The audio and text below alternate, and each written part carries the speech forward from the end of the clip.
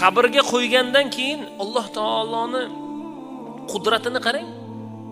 Jasadni qabrga qo'yyapmiz, hech narsani sezmaydi u, lekin nimani sezadi? Ustiga tuproq tortilayotganini sezadi. Gum qilib tashlanadi-ku.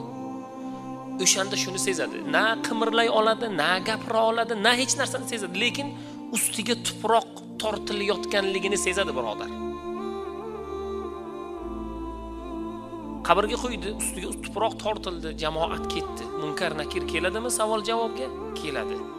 Xo'p, munkar nakir kelganda nima deydi? Da'ni fa yusolli deydi. Meni qo'yib yuboringlar, men 2 rakat namoz o'qib olay deydi. Ihson qilay demaydi, ota-onamdan xabar olay demaydi, shirkatlarim bor edi, o'shani ahvoli nima bo'ldi demaydi, bolalarim bor edi demaydi. Meni qo'yib yuboringlar, men 2 rakatgina namoz o'qay deydi. Mana shu 2 rakat namoz o'qish ham o'likda imkoniyati yo'q.